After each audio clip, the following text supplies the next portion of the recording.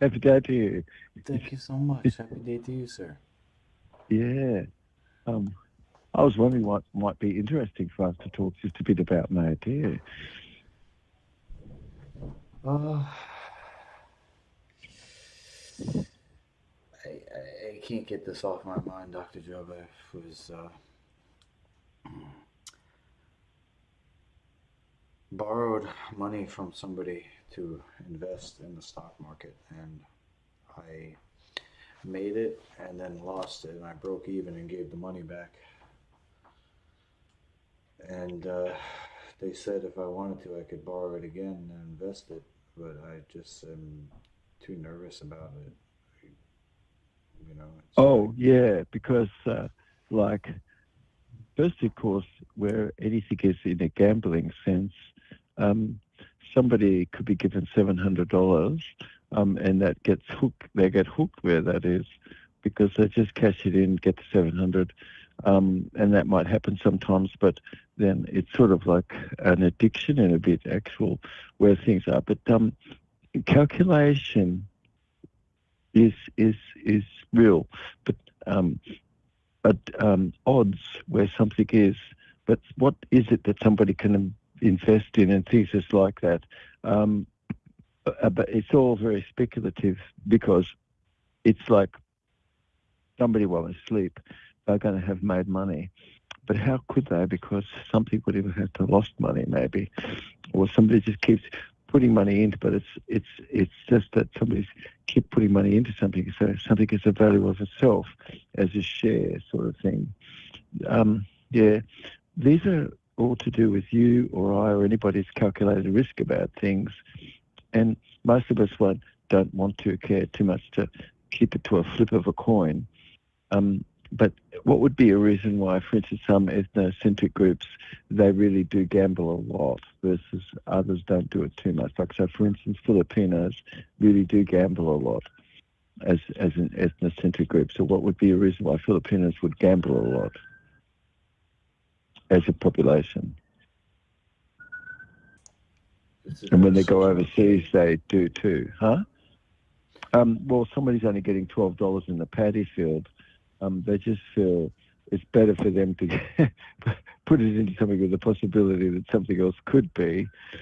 And so it's a bit, but like here, if we just talk about degrees of gambling and degrees of speculation, um, most there's $2.5 billion that's just drawn out of everybody's lives every week, and now the local people just around Las Vegas, and that's $2.5 billion that these casinos and everything just clean up on, and so again, it's sort of really where somebody just could have considered just to be at a flip of a coin relative. It's sort of really something somebody just did what that is, and there's some learning what goes on where something is like that.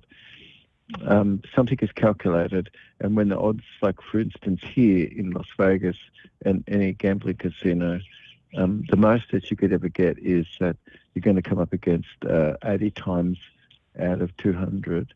The casino is going to have its odds for itself. So it's an enormous amount of money that's just being drawn, and that's just drawn from everybody. And so it means that somebody's going to participate in something, but that only certain people could. Um, but these are really things like I said, where somebody gets something and then they put more in, and it's sort of that's how this happens, sort of thing. Yeah. Anyway, um, I think that um, where something could be more solid as it is, it's sort of really purposeful. But could a lot of things be like that? In fact, attention is given to things quite, and we're living in a day where it's right that somebody would be looking to see how they could make a living, um, and what can we do where we are. When we could think, oh, this is the work that I did, and I lift my hands for you, or somebody's just coming back because something was just given to them, like several $100s.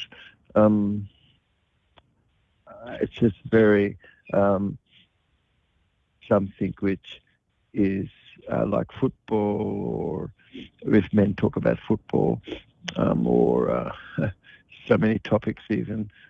Where would you start?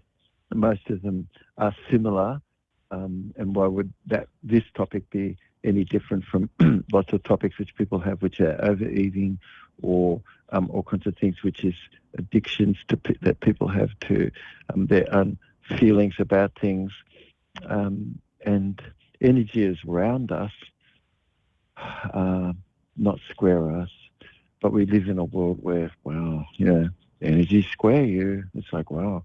But in 2,000 years, like 4,026, when you look back, you sort of go to museums then and you sort of see how people lived. And it's like, oh, wow, how did people live like that? It's like these little dog boxes. It's like, yes, they did, And luxury was just opulent, in fact, actual, just radical, matter of fact. But then there would be people could not even find a place to sleep. It's sort of very opposite. Something is going on that's not being taken care of, which it should. But if a lifehouse was designed and it's in the earth, how beautiful. You can't really see where people are living because it's in the earth, how nice. It's temperature stabilized. They're permanent structures. They're not, got to build them. This is going to fall down. It's only going to last for 30 years, whatever, and cost a fortune to maintain because it's an energy sink, versus this has got a heat bank around it and it's temperature stabilized. And so, it's sustainable and it's built really with a bit of a skirt around it of the dwelling, and it stabilizes the temperature. And over the course of sort of a year or so, it sort of conditions the temperature in a bank of stored energy in and around the earth. And then you could see sort of swales a little where light could come in and glass and stuff, bringing light in, and then sort of domed roofs. So all you could really see just from if you flew over, you'd see just beautiful gardens and some domed roofs and things. And so it's a beautiful garden where somebody brings the inside out and no eyesore is in this world in a future moment. But most things we look at are sort of very brutalistic. And energy to heat water is on demand just by a solid-state Peltier device and things. And that energy is being produced just perfect, and it doesn't have to be hooked up anywhere. And the energy that it has is from the B field, so it's really enhancing your whole energy field. And so when you look at the ultraviolet and the ultrasonic and various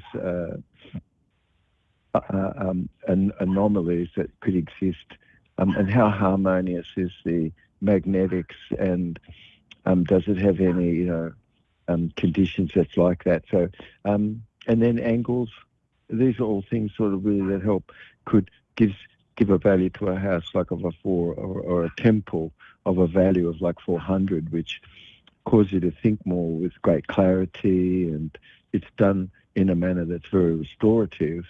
And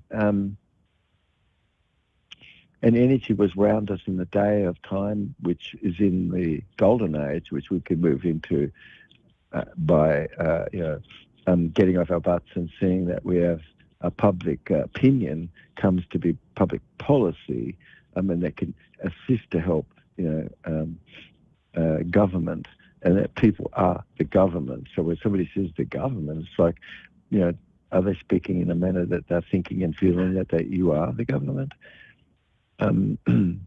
But energy is sort of like more spiral and rhomboid, more Mobius type of movement, more curve, more ovoid, like we're talking about. Energy's around us, it's not square you. And so ovoid plasm associates us ever more to presence, and it doesn't have a beginning or an end. And so there really isn't anything straight. And so if you've chosen non-Euclidean math, you've to focus on only a math, which there really isn't anything straight in the math, so that's a principle of it. Another principle of non-Euclidean math is really you can never have more than 2 right angles. So it means you can only have one right angle, which that is nature. And then other things which is in the math and the thinking would be that nothing could be parallel per se or equal. So these are concepts which most people not think about. They think, oh well, something happened at the same time and space, but it's not necessarily it was simultaneous. But something was a cause and effect. But a lot of things aren't cause and effect because something happened in this relative same time. But nothing is simultaneous in this math, you see, because there isn't in nature. And so, look, everything could look a little similar, but there's some difference, and nothing is equal. And so things are more continuous and kind of not turned on or off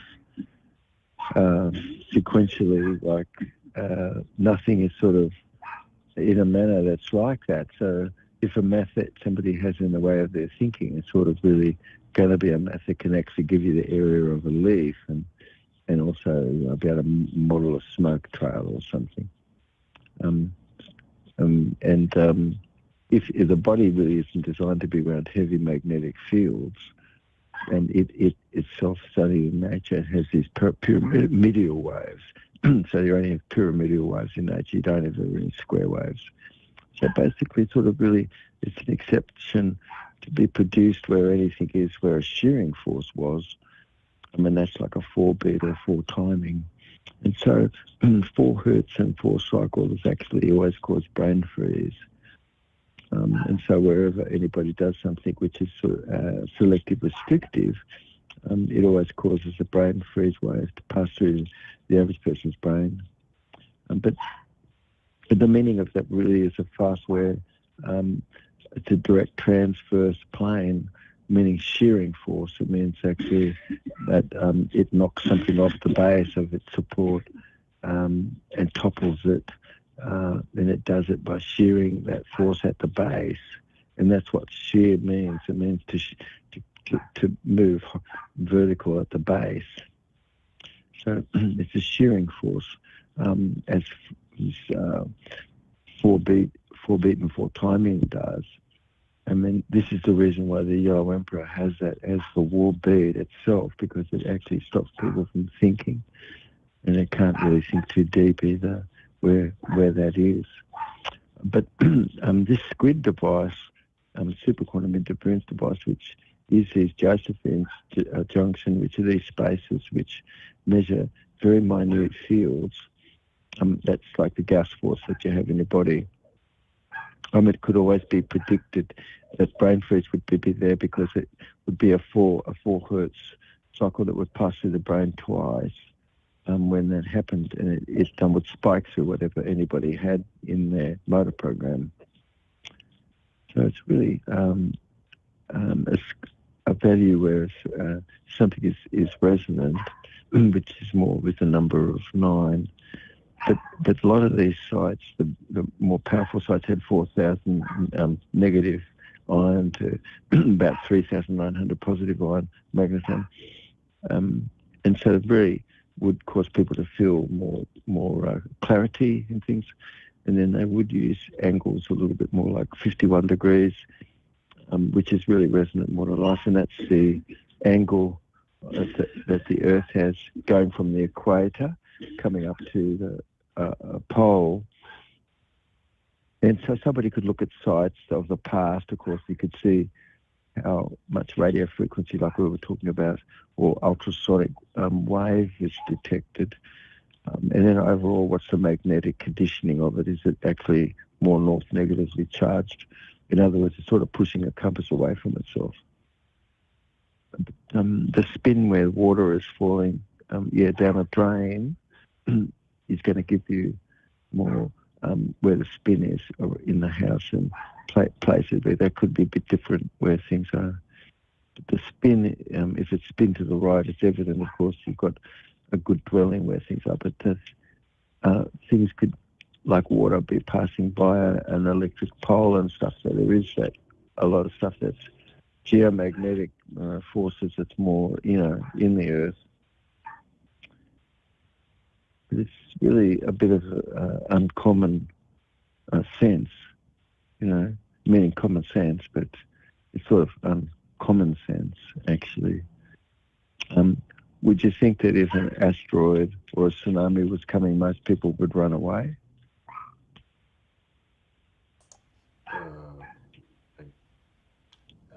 at first, my first thought is yes to run, but where are you gonna run to? It's that big. That's right. So common sense might be that people just could quickly run, but it might not be right. Some uncommon sense could be that actually what would do to help protect yourself. For instance, like if it were uncommon sense more to protect yourself where a small fire would have been break, which would have helped where something wasn't, and somebody did that quickly, that could have helped where things are. And it's sort of acting quickly, but a lot of things could be, unless somebody's practiced it, could be aware of things. This is an uncommon sense, but just like someone would come up with an element that caused light to then be moved all across cable across the Pacific when they couldn't push it that far before. And suddenly these sort of things, something small was noticed, and in that uncommon sense, uncommon wisdom, and sort of an awareness. But having pattern recognition really, and of unity, for instance, versus frozen logos, it's simple that somebody could have this. We do. It's uncommon wisdom that somebody could be kept on the alert more, where to observe how associated somebody is in life and how present tense somebody is to us, how receptive somebody is really more, how congruent they are, meaning parallel processedness, how integrated are they, meaning actually all the parts are actually flowing and things just like this. And so verbals and non-verbal languaging and this sort of thing, sort of, could you say a lot of that is sort of a bit more uncommon sense? But a common sense has existed about it, but it's uncommon that people could be aware sort of more like perfectly detached. So with deductive reasoning, because of a realisedness that you couldn't really be doing things that was biased. And so deductive reasoning is in your own perfect detachment, that it's not any bias around where things are. Otherwise, we often would just be caught up where things are, sort of in a repeated trauma reenactment syndrome. And distractedness exists for us, but a bit of serendipity, and who's to know, I think it's better just to be empty, but it's better not to have too many predictable patterns per se, you see? Yeah. So fear, flight, fight response, where somebody that's intelligent, then every emotion is intelligent. And so it's just not that somebody said something was sort of stuck somewhere. So somebody could really observe how a body could have felt something, but it wasn't you who felt that. It was the body that did. And a polar completeness is existing versus something that's separate or dissociated. And the maturity really is more where somebody has a great proficiency more to manage anything that comes up and the things that come up in your day, and things which we were just saying is about restrictive violation, things that even selective, meaning in some moments people do it, in other moments they don't. But those are things which just don't add up, where somebody says something and it sort of has to be accepted, or it could be just antisocial, matter of fact, and where does it go, what is that? Things that said should really be more for the listening and the listener versus, oh, well, yeah, that's right, somebody's talking for another reason. But being in a non-biased type of a condition where some response more is, it's really you and I operating really fantastically more with a deferred judgment. So it's coming from the heart more, and you've chosen a heart's path where everything is, and just stop jumping into something which doesn't have a heart. And so it's a good, just gut feeling that you have, really. And so it's really what we're talking about here today. It's sort of a bit uncommon sense, of course, that you or I or anybody would really be more in their kinesthetic feeling and have a preferred mode of sense of feeling where you are. So somebody could say, how relaxed are your shoulders, and how relaxed is your tummy and things. And or kinesthetic auditory and visual, sort of in a way that you actually process information. And sort of vestibular sense is your whole body movement and all the words that are predicating, a substantial relation between the noun and the verb. And how much is the smoothness where somebody is, where you are, or anyone with their language. I think this is sort of really an uncommon wisdom that you would imagine that somebody's only just really learning how more to articulate things, but it's really only just something about what somebody knows. And lexical stuff is just one sort of intelligence, but there's another sort of intelligence where, if that's interesting to people to learn more about, you've got all different forms of intelligence and memory. But if we don't really go past anything like it's a mistake, but if we go past it, it becomes an error. And so one should find the mistake and correct the mistake, but they shouldn't go past that mistake to go to another mistake, to go to another mistake, to go to another mistake, and they're just not correcting anything whatsoever.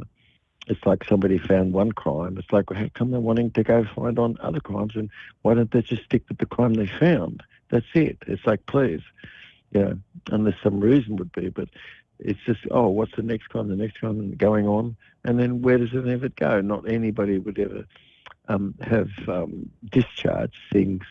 So it's just like, oh, well, nobody was happy that Galileo got, put into jail and he was done for where his life was. And everybody knows that was wrong, that what happened to Galileo. But what's happened since to those people who did that? I mean, and isn't anybody upset that a good man was put into the circumstance that he was? It's just really wrong. And is that the sort of thing that goes on? But it's really a bit of an uncommon wisdom that some sense of silence is about these sorts of things, which is an intelligence to have remained, but yet it's really what's uncommon about it and breaking the silence for. But it's really a clearing up of the dichotomy that most minds then could form more quiet, silent itself, you see, because something comes to be more equivalent. But where a focus is more on making your blood more hygienic, for instance, isn't that actually that you've got to keep all toxin out, and that you really focus more is on what's ecological? And then if you look at blood under the microscope, well, if you haven't, why not? And if all these clinics exist and everything, and you never looked at your blood under the microscope, I was just wondering, why not? I mean, that seems a bit weird. And everybody could really join in more to have something equal given to themselves, which is they could be seeing things and looking at. And so now you're giving more consent to look at, to see, to actually improve. And detoxification is really cleaning your blood upstream. And that means, having better habit and things just like that. But if you looked at the blood and you could see what was there, wouldn't you be able to then see what you needed to clear away? Yes. And where would you start? You'd start with the mesentery organs. That's what somebody should do, because what's that? That's the highest part of the mountain. And everything starts from the mesentery organ, which is the organs in the mid-region, which is your pancreas and the duodenum and the gallbladder and the liver.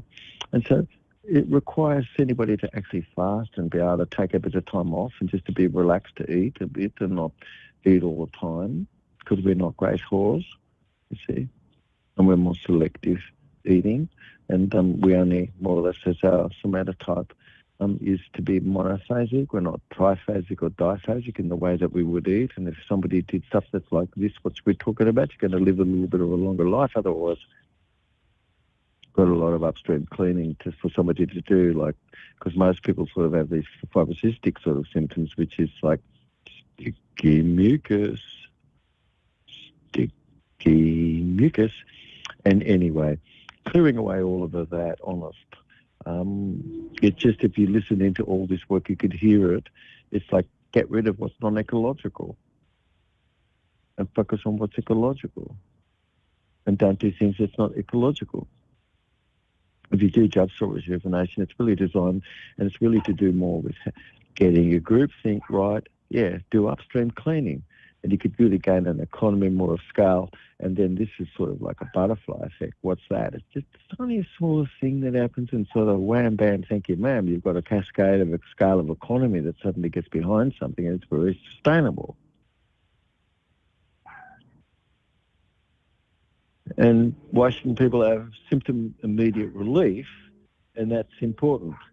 And you've got to raise albumin and this sort of thing. But and to do that, you've got to reduce inflammation. But albumin raised by reducing the osmotic pressure of the blood, by getting rid of all the toxin and debris. You detoxify from fibrin and globulin, which are the two platelets there, and you make them less, and so you've got really a osmotic pressure less, and then suddenly the Kupffer cells of your body can produce albumin. And that's how that happens. And can you cause yourself to be rejuvenated if you raise albumin? Yes.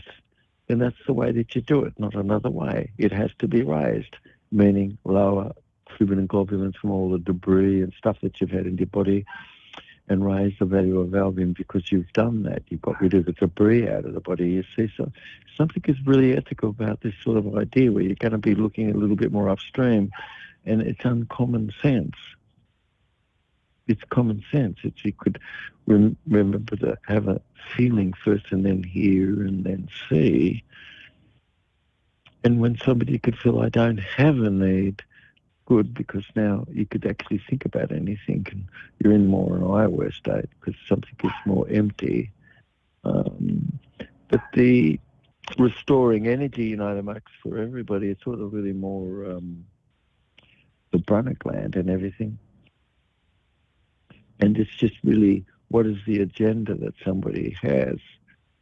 And what's the agenda that's behind anything? But having gender egalitarianism is really behind gender, and that's the agenda. And it hasn't really been ever more something that's natural, which it should be, wise that it is, and it's a gender egalitarianism because sort of liberty really is where people are we're equal to each other.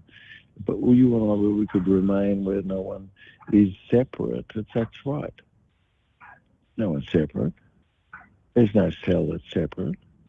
That's wrong. It's we. So when somebody's got rid of I finally and me and it's just suddenly the more we, it's like, yeah, that's right. Because no one is independent. No one is by themselves. There's no such thing as someone being sovereign. Why? Well, could somebody be custom? No, you can't be custom. You can have custom, but you can't be that, you see. One can't be a behaviour much, no. You can have a behaviour, but that's not what you are. So nobody could really be living anywhere without a proper political status where you're equal before the law, which you should be and you are. And it's only liberty then that you've got, where you've got to gain justice, because if people are not equal to each other, what are you doing? It doesn't ever work. You've got to consider these things as anybody would, because you've really got beauty coming up into a happiness of a golden age.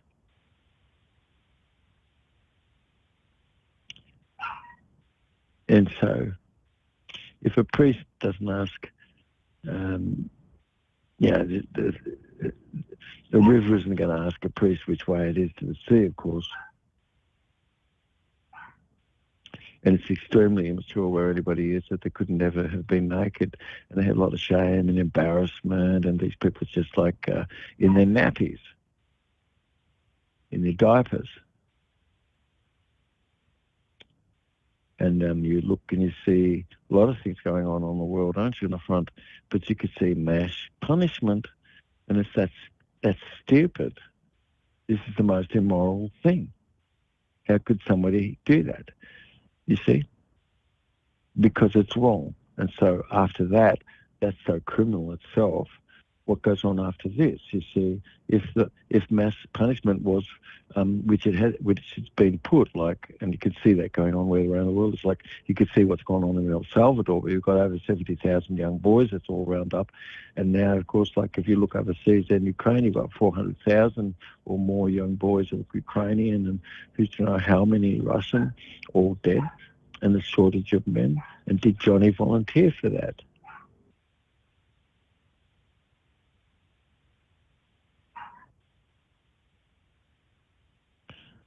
And so, if somebody keeps an interest, like in an audience, like a film or something in a story, you've got to have a female in jeopardy, and that's going to hold your interest.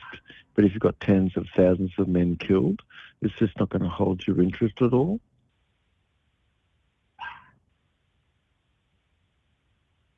And so, if you have a replica of a statue which is sexually mutilated male, and that's exposed in public, and that's called not sexual, and so, if the statue would have had a vagina, it's definitely called sexual.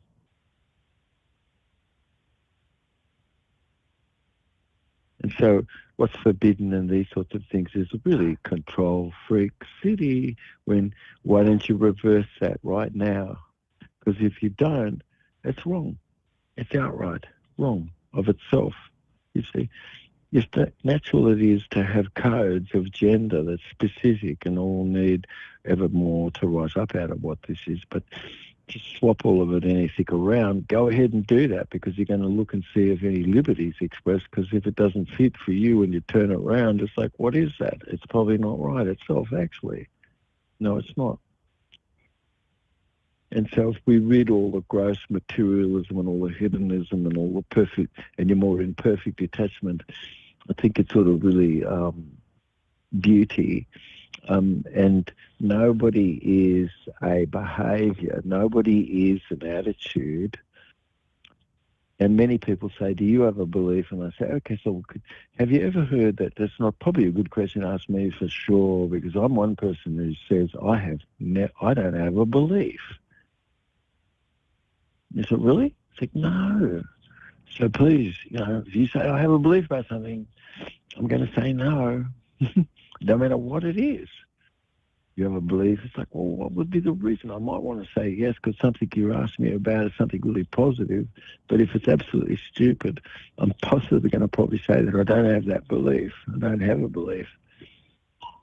A lot of beliefs is something that just somebody's used to actually get fooled about something, but nobody said that anybody was a son of a purr or a daughter of a purr or a purr daughter or a purr son. These words are just, what does that mean? It means you've got an orifice within the gubernation.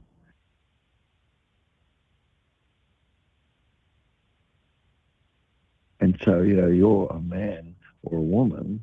I mean, that's your tie tool. That's your tool to tie. And that brings you to have everything that you have as a right. But if I said you were a kangaroo, you'd say, no, I'm not. That's Australian.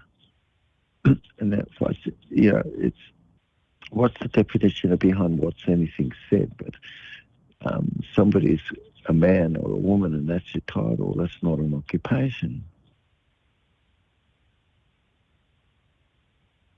And it's, you're not using pronouns like a son of a purr or a man that's a hue, which is the man of colour, a coloured man, a hue man. These are states of mind. That's not a species. So if somebody says you are a drive whore, well, no, I don't think so, but you could be tricked because somebody just said you were a drive whore, or somebody made a birth certificate and they said your mother was the informed ant, and they turned her into an ant, like a deaf-handed ant, or a migrant. You see, how terrible.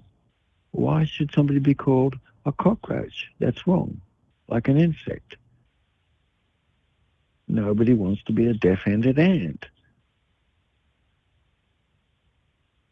And certainly they don't want to be a tiff of a plaint. It's just a whinging, whining condition.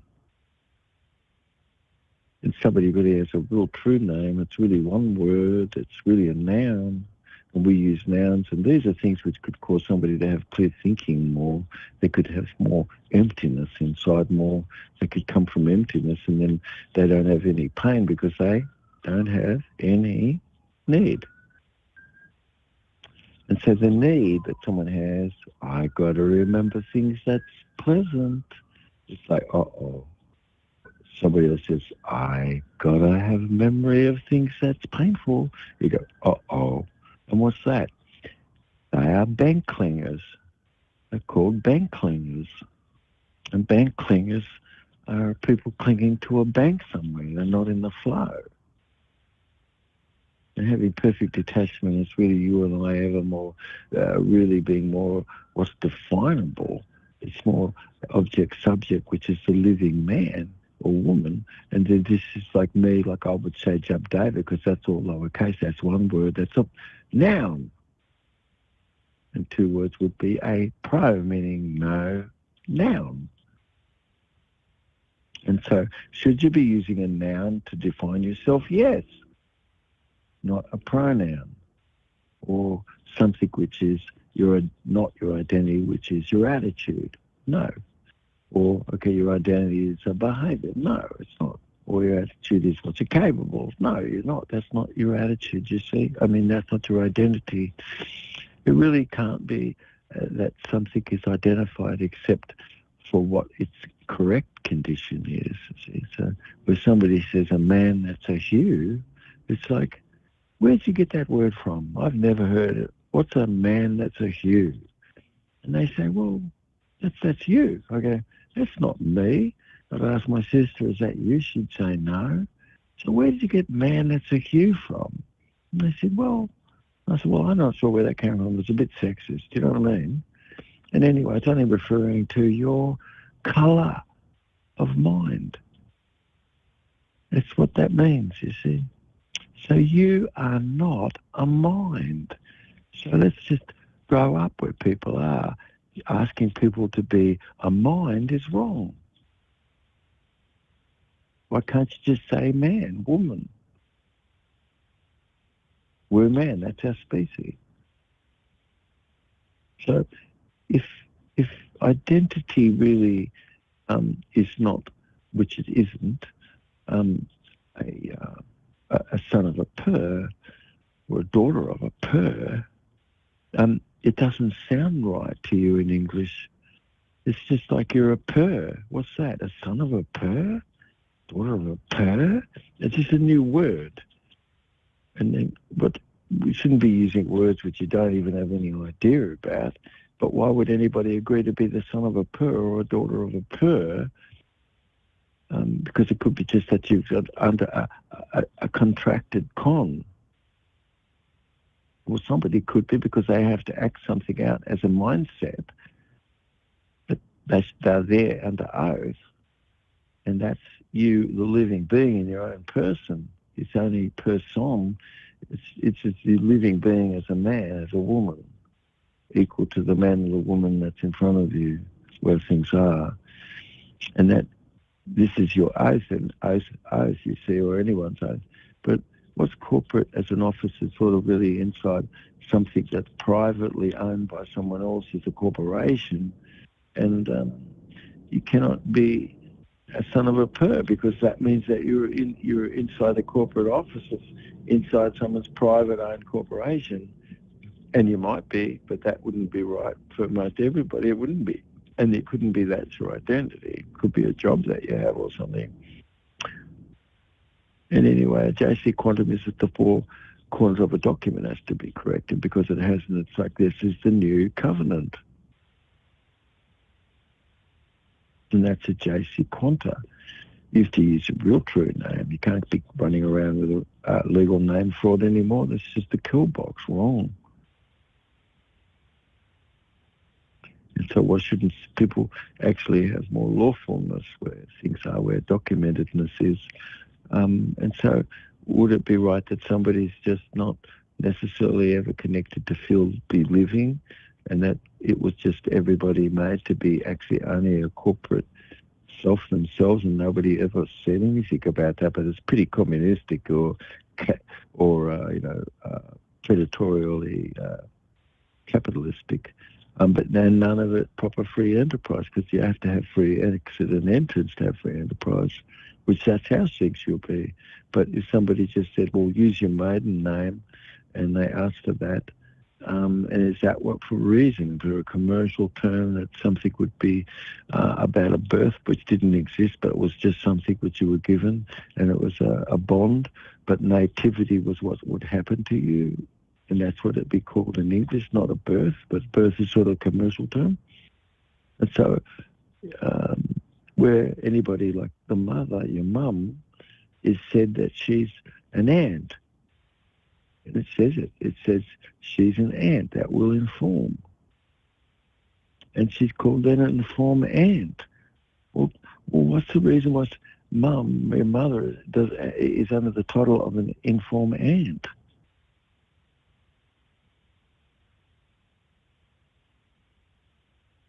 And these are things that remove title where somebody is wrongfully just a forgery. And of course, and its owners, where that is, have taken over others' estate, and it's to render everyone without any substance. And clear away people and not have to pay them back. It's sort of assuming their estate and assuming the wealth of all of it.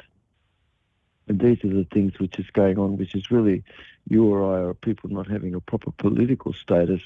And it's certain that people should be equal, but what are these jobs actually offered to everybody? No. Well, that's wrong.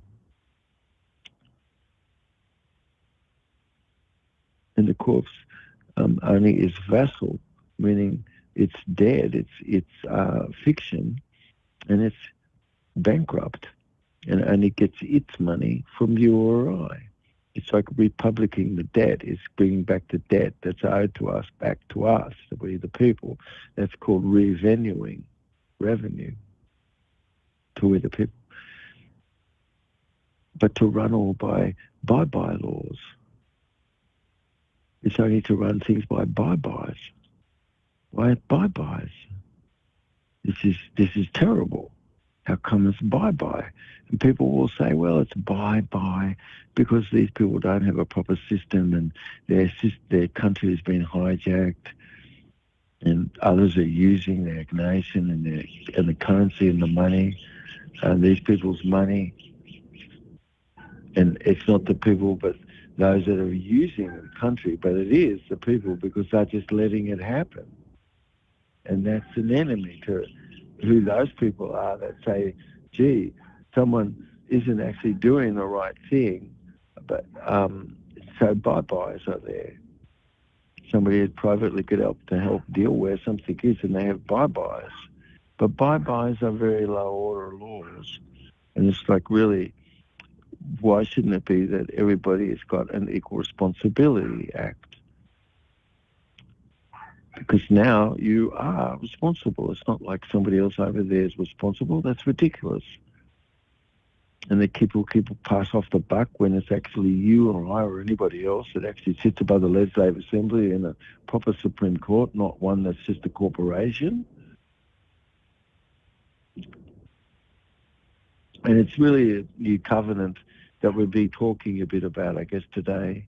And there's 4 different types of strange attractors in math, and each one of these things is part of something which once somebody wants something as a claim, it is until it's resolved of itself, and this is a strange attractor that's created equal to whatever that was because it's a charge, you see, and that charge is really what gets all cleared up.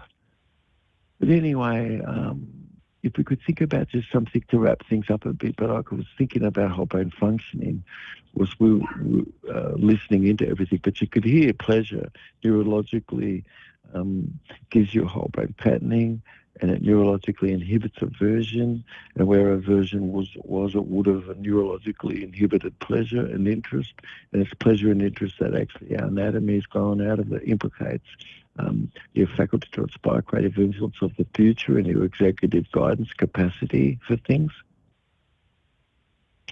And it's really a beautiful display of a whole brain patterning where syntax is more of pleasure and interest, and you can look and focus of things in this way. And this is the great conformity. This is just something that you don't have to conform to. This is just something that's playful, and it's just natural. I made an instrument, which could measure the degree to which somebody was more displaying whole brain patterning or not. That took me some 19 years to put together. And that's another part of everything that people could look into. But most of us all have a bit of a bicameral mind, meaning a little connection more with the body is the mind's experience of itself. And I is something that comes to be ever more like it's like this I awareness. One could go back and look and see that back in the days of the Iliad and Odyssey, you've got Homer, and Homer is talking, and Homer can say that he got information from his heart. Someone spoke to him, or the friends, instead of I, and this means the lungs. It was a big way for someone to say I. And in the past, it was really more said for the information more was about your inspiration or took your breath away. And it's more like what did take your breath away versus how many breaths you've had. And the heart is ever more forward where advice is. And these things like what this is sort of more like a synesthesia, could be processing of emotions so you feel better at the end of this, you see. And so the fringe is a word in the past, in those old stories on the thamos, or was ancient Massa tongue. And these were the boat people, and that's what they called themselves. And everybody else gave them the name like Phoenicians and all sorts of things. But this was a minor minority in all the nations that they were there in. And the direct lineage is more from Atlantis, where that sunk, and in stages in this story. But David, a long time ago, did say that there would be a covenant that would come to be. It's what this covenant is that we'll be talking about here. It's a whole brain functioning evermore, and smart contract can only come to be because of this, because you absolutely have proper appellation and things like that. And so, for me, I sort of studied for some 19 years of postgraduate education, and I only finished in 1999, but it's a more literal sense of I, where anybody is, in a preferred whole brain patterning. And your own cognition is more like you know who you are. And why can't you say we? How good is that? We. And where's we where you are? It's sort of really, nobody is independent. And everybody is more interrelated. And if one could define who is I and who am I, and interest and pleasure is really ever more where some figures of a whole brain pattern. You've got neurology like the septal region of the brain, which connects the mid region, which is emotion, and it connects your front and your back of your brain. So you've got whole brain pain functioning, and you've got a really beautiful state of being. And so aversion really is a pattern of learnedness, a lot and most of us would have been inhibiting and dissociated and fragmented and things, and the instrument that I developed really could cause somebody to evermore have a greater capacity to have pattern recognition and things like that. So if somebody's sort of researching, that's something that they could never look more into. And then just sort of wrapping it up a bit, I think, mate, it's sort of like eye awareness, really. It's a beautiful empty centre, which you go back and listen to these works that you have collected. It's incredible. And people should subscribe where they are so they could be notified more by you, so that they could be, let know that something has come out that you have, and we are able to have done some few things. But it's a polar completeness that exists in the world, not polarised parts. And so it's actually south positive, yeah, that's right, that keeps north negative apart where your red blood cells are, and there's a real nice colloid that's going on, and you're really a beautiful sort of floating zone there on the membrane, and a non-stick zone, and it's beautiful clean of itself, and sort of really has proper surface exchange, when you're looking at this under the microscope. And you and I, really beautiful it is, or I is the stellar space. And this is how you define yourself. And am is the body that you could see. And the body really was drawn to have a nativity, but not a birth. And obviously, enlightenment evermore is this result of you and I already feeling evermore what's preferred. And then sound, and then vision. And this used to be like what everybody ever could say was body, mind, and spirit. The body was the kinesthetic self, mind was the auditory self, the spirit was this aspect of ourselves which involving more enlightenment. And so you've really got a capacity, or you and I or anybody, to apply more whole brain patterning, and that's like getting interest, gaining that, keeping it. And now you've got someone in the front of their cortex, and wakefulness is limited. You see, because it's only 7 plus or minus 2 chunks of information in any one period of time, and then deep sleep as well, that's limiting, and dreaming is limiting, and awareness is over the top of those 3 states, and this is you and I evermore being omnipresent, meaning, why don't you look this up? What does this mean, omnipresence? When you look over yourself, yes. When you look over everyone, yes. And so something is beyond the physical attraction, and to have we and other, just valued action, honest, And that's where people could gain ever more in their own personal growth. And as being more eye-aware, you could have no more belief. God help us. That's right. What would be a reason to have some limitation that you've got to have put up where anything could be overcome? It's not, doesn't have to be. And something is ever more authentic. That's you. It's your real, true, full totality. It's not like perfect. No, that's wrong. It's total. It's being more what somebody's essential identity is, Lukey. And anyway, if whatever it is that's available to anybody in the day, how beautiful it is that you're tuning into these shows. I hope actually that you could tune into more that we do. And that you and I, we can have a moment to connect in with each other as we do. And I'm so grateful for you to take the moment out as you do. But it's an outward live meditation, mate. Yeah, honest to God. And this is eye awareness, and it's a beautiful inner peace. Yes, it is. And what happens when you said something and it caused other person's mind to fall quiet? How wonderful. It's really ourselves ever more aware the inner world is ever quiet, and a sense of everything which is unity more, and to be able to shine, to laugh, to have more playfulness. And where do you hear these things? And why not? It's about valuing the people that are around you and how incredible they are. And are you able to have some interface with things rather than off-facing? And be compassionate and have more awareness to be empty and feel ever more bliss flowing in the things that you do in the day, and get rid of it. Zero level learning. Zero level learning. Somebody could be learning level 1, like, oh, wow, I'll learn something. Gee, I've got to do something. I could feel better. It's like, yeah, that's right. Learning level 1, 2, 3, and 4. Now you're jumping on it. If the interest is to discover, yes.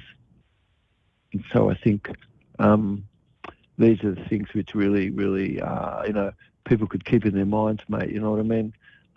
It really is being more egalitarian. And it's really an uncommon sense, like we were saying, and custom might be just to have run away, like we said, from an asteroid or a tsunami, as we were pointing out.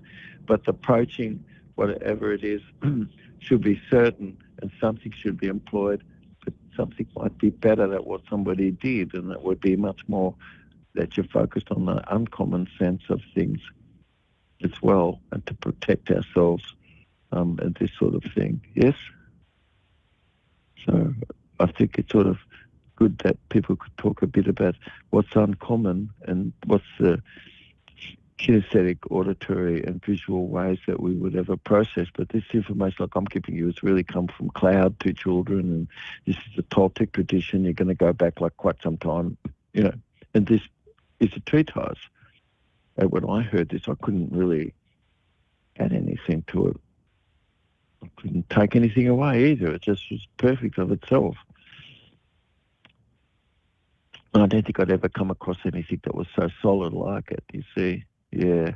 So that, to me, I think personally is an incredible technology, yes. And then the next show that we do might be something that we actually would talk a bit about, actually, all the different sort of technology that's existed in the past. That's science in the golden ages that we've had of the past, you see, yes? Yeah. Cities took a long time, many all terraformed around the earth. Yeah, massive. Nobody could have done that just in a day, and certainly not with tents and on horses and little shacks. Yeah, so anyway, we've got some exciting things that we could have coming up. Anyway, people could tune into these talks that we're doing, and then go to jubbdavid.com as you can to pick up some more. But anyway, mate, I think I'll wrap it up because we're going to jump on things where we are, and then give me a tickle, and I will get on with the next one, mate. You got it, mate. Thank Love you you, for your mate. time. Same to you, mate. Love you, mate.